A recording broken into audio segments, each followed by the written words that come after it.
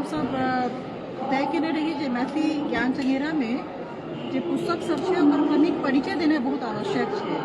Photo वगैरह तो सबटा भऽ चुकल है, फोटो शोटो वीडियो आ किताब के भीतर जे छै कनि प्रवेश कयल जाए। एक बेर हम अहाँ से आग्रह करब हमें जे हिनका सबके एक बेर स्टॉल के जे छै सबके दिखा दियौ और फिर हम सब जे छै से किताब से सबटा कनि कनि दिखा दियौ।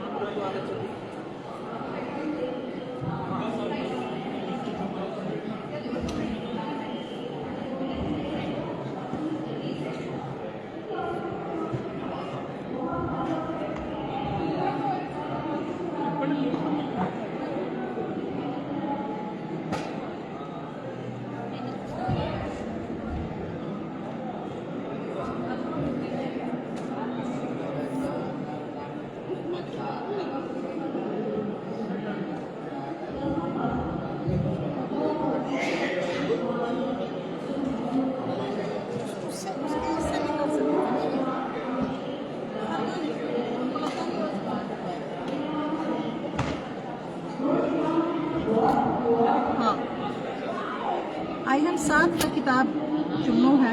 सबसे पहले तो जे ज्ञान चंगेरा के जे उद्देश्य है या ज्ञान चंगेरा के जेटा क्या लॉ के लिए या खास कर साहित्येतर क्या लॉ के लिए या पूर्णतः साहित्येतर तो नहीं कहल जा सके छै, ठीक है, क्योंकि साहित्य स्वयं जे छै ज्ञान के एकटा प्रभाग छै। तहन वस्तुतः हमर जे अपन यात्रा रहल मैथिली सने ओहिमे जे हमरा सबसे बेसी एकटा कमी जे छै से चिन्हित कर सकलिए वो छै शोध के जे छै से खास करके अकादमिक शोध के बहुत कमी छै।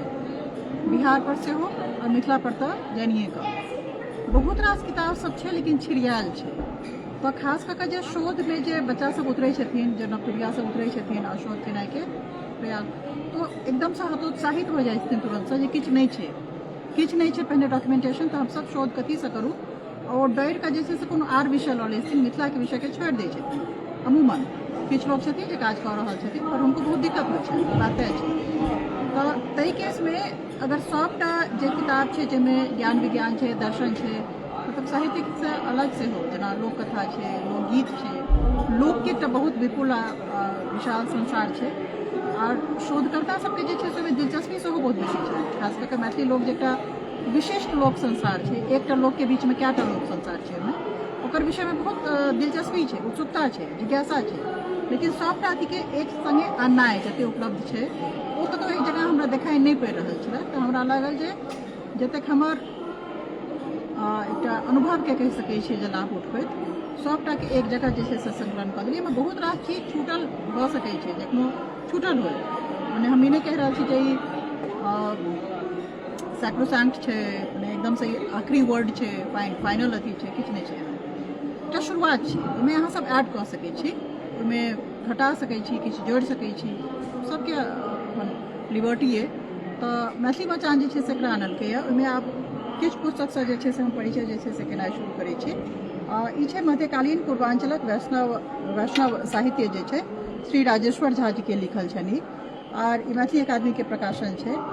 मैथिली अकादमी जे छै से निरंतर एकटा बात के बुझल जा सकै छै जे बहुत ही गुणवत्तापूर्ण और जकर शोध के लेल सेहो बहुत बेसी जे छै से रहले मूल्य रहले या जकर वैल्यू रहले, ओहिमे हमरा लगैए मैथिली अकादमी के किताब सब जे छै से जते हम देख रहल छी। और हमर प्रथम परिचय सेहो हमर अपन शोध के समय, हमर अपन पीएचडी के समय मैथिली अकादमी से शुरू भेल रहे।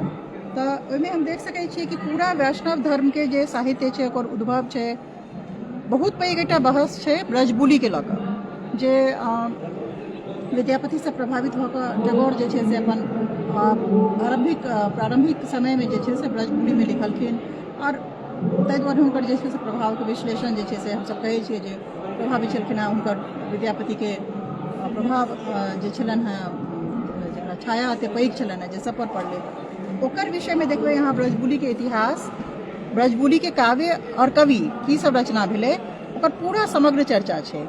फिर देखियो चैतन्य के जे जते भी कंटेम्प्रेरी जना उड़ीसा में जे छथिन असम में की भऽ रहल छै, वैष्णव साहित्य में की भऽ रहल छै, विद्यापति के बाद की भऽ रहल छै। इहो एकटा प्रश्न उठै छै कि की विद्यापति के बाद सबके शून्य भऽ गेलै, किछु नहि छै। मने एकटा विद्यापति या फिर नागार्जुन और पॉपुलर अथी में लोकप्रिय अथी हम सेंस में कह रहल छी, जिनका बारे में लोग जे छै से बात करै छथिन।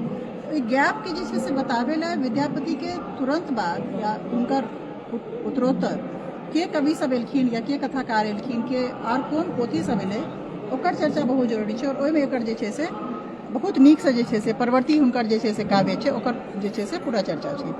ब्रजबुली और मैथिली के अनुरूपता कतऽ छै, ओकर कॉमन स्पेस कतऽ छै, तकर चर्चा छै हुनकर। फेर विद्यापति के बाद के जे छै से नेपाल में सेहो देख रहल छियै अहाँ जे 12वां नंबर है, ओहिमे जे छै से नेपाल में सेहो विद्यापति के बाद के परवर्ती कवि जे छै से आर काव्य की भेलै तकर बहुत चर्चा छै।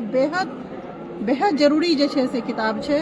और हम आप अपन बात के संशोधन करे की कहब जे मात्र जे शोधार्थी छथिन या जे अकादमिक लेखन में लागल छथिन हुनके लिए नहीं, बल्कि जे सामान्य जे हम सब लोग छी और किछु लोग से बात करके किछु लोग के बड़ नीक लगे छन जे हाँ बहुत जनै छी।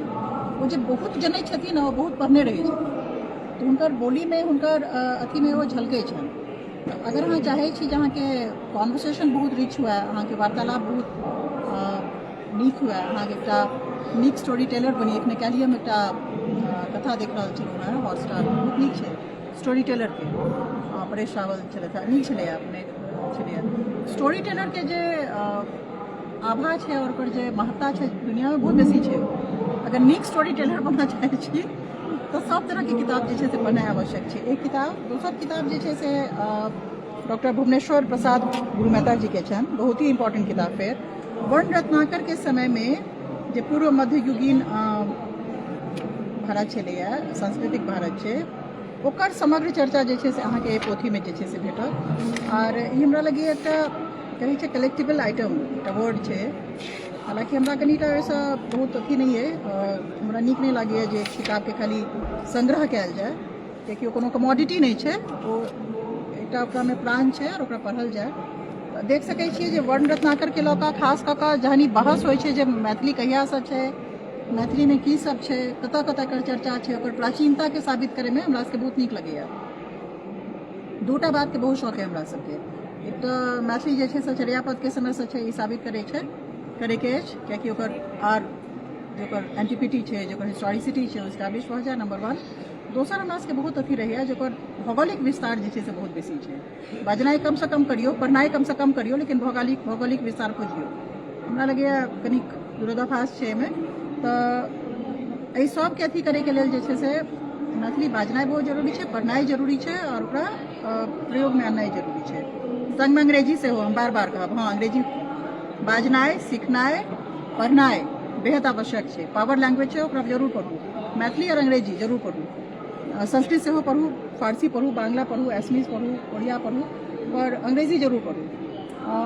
तो वर्ण रत्नाकर के पूरा में जे छै से की हुनकर अथी छनि, फेर ज्योतिरीश्वर के जे छै से चर्चा छनि।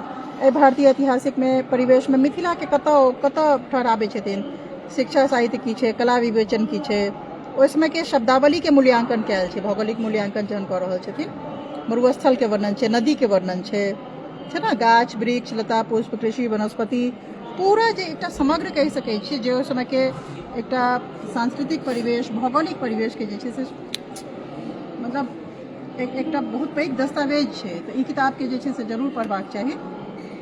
काल्हि कहने रही जे दूटा किताब जे छै से बालकृष्ण झा के, और एकटा किताब हम आइ देखलहुँ हैं, वो जे अशोक के किताब छनि मैथिली आलोचना के लऽ कऽ एखन जे हम किताब सब खरीदलियै यऽ, ताहिमे एखन हमर खरीदल किताब जे छै झोरा, ताहिमे सँ कथाकार अशोक के एकटा किताब छनि लऽ कऽ। तऽ हमरा लगैए जे ओही कड़ी में ई समालोचना शास्त्र जे छनि जयधारी सिंह जी के और बालकृष्ण झा के छनि, एखन एकटा कथाकार अशोक के देखलियै हैं। तऽ एकटा समालोचना के आलोचना शास्त्र के एकटा कड़ी टाइप से बना देलखिन हैं। कथाकार अशोक के बहुत बहुत कहि सकै छियनि, धन्यवाद कहि सकै छियनि। नहीं अशोक लिखल छै एकर।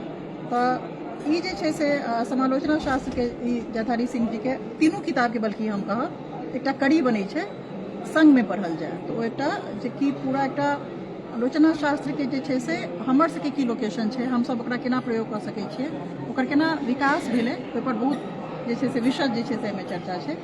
मिथिला मैथिली बहुत नोन किताब छै, बहुत प्रशस्त इतिहासकार रहथि प्रोफेसर विजय कुमार ठाकुर, प्रशस्त पिता के प्रशस्त पुत्र, उपेंद्र ठाकुर के बालक। मिथिला मैथिली जे छै से एकटा ऐतिहासिक विश्लेषक छै। मैथिली अकादमी सँ फेर निकलल एकटा जे छै से बहुत नीक किताब छै, जाहिमे कि अहाँ देख सकै छियै जे तमाम ओकर सभ्यता के, सामंतवाद के जे छै से, हाँ यह किताब कहैत रही मैथिली समालोचना के जे छै से ई समालोचना शास्त्र जयधारी सिंह के और बालकृष्ण झा के जे छै से आलोचना थी। उस संग में पढ़ला से हमरा लगे एकटा कड़ी जे छै से बनि जेतै तऽ ओ ठीक रहत, बेसी ठीक रहत। ओ देख लेबै अहाँ सब। तऽ ई जे छै से चेतना समिति से निकलल छल अशोक के, और बाकी दुनू किताब जे छै से मैथिली अकादमी से निकलल छै। मैथिली अकादमी बैसल जा रहल है, मैथिली अकादमी के किछु नहि भेट रहल छै, एकटा अथी पर जे छै से चलि रहल है। ओहि लए पता नहीं हम सब जे छै से पटना में बैसल, हम सब एते रास लोग सब छी, की कऽ रहल छियै से हमरा समझ में नहीं आबैया। ठीक छै जे निजी संस्था सब छथिन हुनका विकास होइन, पर सरकार पर या राज्य पर जे हमर मैथिली के दावेदारी छै, अगर मैथिली अकादमी के अहाँ सब जाय दै छियै तऽ ओ दावेदारी अहाँके हमेशा के लेल खत्म भऽ जायत। अगर ये बात नहीं समझ में आबि रहल है तऽ बहुत दुख के बात छै, एहि पर जे छै से सोचल जाय, हम मतबे कहि सकै छी। मिथिला मैथिली जे छै से ओहि कड़ी में एकटा बहुत इम्पोर्टेंट ऐतिहासिक जे छै से किताब छल विजय कुमार ठाकुर के। अगला किताब जे छै से योगेंद्र पाठक वियोगी के विज्ञानक बतकही हम सब ज्ञान चंगेरा में शामिल केने छी। तो ओहिमे अहाँ जेना बतेने रही जे ई भाग 2 छल, हुनकर 2 भाग में लिखने छथिन एकरा वियोगी जी। तो ओकर एक बेर जे छै से अहाँ सब पहिने मोनक बात एकटा जे छै से लिखने छथिन। आइ काल्हि मन की बात जे छै से बहुत फेमस छै, हुनको मोनक बात जे छै से पढ़ि लेल जाय, ठीक छै। तऽ छापि लिअ मूर्ति, जहरा खेत में सोनाक फर, नाभिकीय विकरण, मग्न पुरुष रोबोट, 49 हाथक मनुख, अथ मोबाइल कथा, रातिक सूर्य। एकटा जते हम पढ़ि कऽ हमरा लागल है जे एकटा तंज रहै छै, जहन योगी जी लिखै छथिन एकटा तंज के संगे लिखै छथिन कोनो अथी पर। पक्ष हुनकर स्पष्ट छै जे अंधविश्वास और वैज्ञानिकता में जे छै से विज्ञान जे छै से मानव समाज के लॉन्ग टर्म में जे छै से सहायक छै। और वही तंज के संगे वो जतेक लेखनी करै छथिन ओहिमे कनि इनफॉर्मल सेहो छै, बहुत ठेठ विज्ञान के बात नहीं कऽ कऽ ओकरा मन लघु विज्ञान पढ़बै छथिन, हुनकर एकटा इहो खासियत छनि। तऽ विज्ञानक बतकही जे छै से देख सकै छी। और अगिला जे किताब छनि ओ छनि मैथिली महाकाव्य उद्भव ओ विकास, एकरा हम सब शामिल केलिए, डॉक्टर शिवशंकर झा कांत के छनि, मैथिली अकादमी के किताब छै। एहिमे जेना हमर पिछला दिन के 2 दिन के आइ तेसर दिन अनुभव हम सेहो बताबऽ चाहब जे गोटा मने कमिटेड मैथिल पाठक नहीं, जे पुस्तक मेला में आबै छथिन, मैथिली मचान देख कऽ आकर्षित होइ छथिन और एतऽ पूछे लए आबै छथिन, और पहिल चीज मांगे छथिन कविता। कविता मांगि रहल छथिन, एखन संविधान की किताब मांगि रहल छथिन, और इजी लिटरेचर मांगे छथिन, मने जे पढ़ि कऽ समझ में आबि जाए, बेसी हुनका दिमाग नहीं लगाओ पड़े। तऽ ओहि श्रृंखला में सबसे पहले जे मैथिली महाकाव्य के विकास केना भेलै, उद्भव केना भेलै, ओकर बहुत सुंदर क्रमिक जे छै से चित्रण जे छै, बहुत डिटेल्ड। पहिलका किताब सब में जे एकटा अथी होइ छलैया, जेना काव्य के देखियो परिचय से शुरू, परिभाषा से शुरू केलखिन हेँ, प्राच्य मत की छै, पाश्चात्य मत की छै, फिर तुलना केलखिन हेँ दुनू में, तऽ वर्णन वैशिष्ट की होइ छै, रस व्यंजना केना होइ छै, ठीक छै, संस्कृत के प्राकृत के अपभ्रंश के जे छै से मैथिली के केना प्रभाव पड़लै, ओकरा रामायण महाभारत रघुवंश, तऽ शिशुपाल वध, किरत अर्जुनीय, फिर मैथिली पौराणिक महाकाव्य ओतऽ गेलखिन हेँ, फिर महाकाव्य, फिर भागवत। तऽ ई सबटा इतिहास के समेटैत तकर बाद जे छै से ओकर फेर आप चरित्र चित्रण में जे छै से केना छै, तऽ रस अलंकार केना छै, अथी में अलंकार के व्याख्या। तऽ क्रमिक रूप में जे छै से मैथिली काव्य जे छै से फेसबुक पर दकचला से नहीं एलैए, 4टा लाइन दकचला से नहीं एलैए, ओकर एकटा बहुत विहंगम प्रशस्त विशाल जे छै से ट्रेनिंग रहलै लिखे के। ओ ट्रेंड लेखक सब द्वारा जे छै से बहुत मेहनत से और बहुत जरा कहै छै ठेहुन रोपि कऽ लिखनाइ, ठेहुन रोपि कऽ लिखलखिन हेँ ओ किताब सब जे छै, ओकर विश्लेषण पढ़नाइ, जे कविता लिखै में बहुत डिमांड है अहाँ सबके किताब के, कविता के किताब के, जे कविता लिखऽ चाहे छी, हम सब गोटे के स्ट्रांगली सजेस्ट करब जे एक बेर ई किताब जे छै मैथिली महाकाव्य उद्भव विकास पढ़ि लिअ, कियाकि ओ पढ़ला से अहाँके सबसे पहले दृष्टि भेटत और समझ में आयत जे अहाँ जन एक पैर आगा बढ़ा रहल छियै तऽ अहाँके मजबूती से एक पैर के पाछा रखेके नहीं तो खसि पड़त। तो ओहि चीज के जे छै से हजारी प्रसाद द्विवेदी के कथन छनि, हमर नहीं है। तो वही अपन शब्द के शक्ति के, अपन समझ के, अपन लोकेशन के, अपन संवेदना के मजबूत करे के कविता लिखे में बहुत मांग है अहाँके कविता के, मैथिली कविता सबके। तो प्लीज ई किताब पढ़ू, बल्कि अहाँके मैथिली महाकाव्य के जते विश्लेषण है पहिने ओहि पर जाओ, खूब पुष्ट से प्रचुर भाव से जते कविता लिखल गेल छै तकरा पढ़ू, तकर बाद कलम उठबियो। नहीं तो दूटा अथी लिख जे छै से लेखक बने के प्रवृत्ति पैसा दऽ कऽ ई बात सही छै जे मुद्रण के जे समस्या छै हमरा सबमे, प्रकाशन के जे समस्या छै, दूटा पाई हमरा सबके पास आबि जाइए, दगेज के किछो लिख दै छियै, प्रकाशक लग पहुँच जाइ छियै, अर्थाभाव है हमरा सबके। प्रकाशको जे छै से ठीक छै बुझै छथिन। मैथिली अकादमी के की छलै जे तो जे एकर मैन्यूस्क्रिप्ट छलै ओ पास होइ छलै, पारित होइ छलै एकटा बोर्ड द्वारा, जाहिमे गुणवत्ता छै कि नहीं छै, गोविंद बाबू सन लोक सब छलखिन हेँ। ओ युग आब नहीं छै, अब अर्थ पर जे छै से किताब छेप रहल छै, तें ढेरी ढाकी किताब छेप रहल छै एहन जकर की गुणवत्ता जे छै से बहुत कम छै, बहुत लो छै। किछु किताब बहुत नीको छपि रहल छै, किछु किताब बहुत जे छै से आश्चर्य है जे किया एतेक मुद्रा जे छै से खर्च केलखिन है किताब छपाबैमे। कनि पढ़ि लीतथिन, कनि आर मेहनत करू, 6-7टा ड्राफ्ट लिख लीतथिन, कनिटा मेहनत के जाय दीतथिन ओहिमे, तहन जे छै से लिख सकै छलखिन हेँ। ओहि पर ध्यान हमरा लगैए कनि कम रहि रहल छै। छपाबे के जे छपास रोग जकरा कहै छै, छपाबे के व्यग्रता बहुत बेसी छै, और ताहि दुआरे चिंतो इएह छै। हमरा सबके चिंता की होइए सेहो एकटा आइ साझा करऽ चाहब जे जहन कोनो नव पाठक के अहाँ कोनो किताब एहन दियौ जकर की गुणवत्ता जे छै से कनि बहुत बेसी नीक नहीं होए, ओकरा मानस पर मैथिली के इम्प्रेशन हमेशा के लेल वएह बचि जेतै। ओ सोचते जे मैथिली में एहन सब स्टैंडर्ड लेखन होइ छै, तो ओ खतरा एकटा हमेशा रहै छै। और ओहि बात के लऽ कऽ हमरा जे छै से पर्सनली निजी तौर पर बहुत बेसी कष्ट सेहो होइए, कखनो कखनो बाजै नहीं छी, लोक विधांस करऽ लागै छथि बहुत बेसी। लेकिन ओ अहाँ सबके स्वयं जे छै से कॉन्शियस रहबाक चाही, ई चेत रहबाक चाही। मैथिली मचान की तरफ से ई आग्रह है, बहुत जोरदार आग्रह है जे खूब लिखू, जे काव्य के जे विकास करी रहले है, जे उपक्रम रहले तकरा पहिने पढ़ू बढ़िया से सबटा के, आ तकर बाद लिखू, तकर बाद जे छै से लिखे के शुरू भऽ दियौ तऽ बेसी नीक रहत।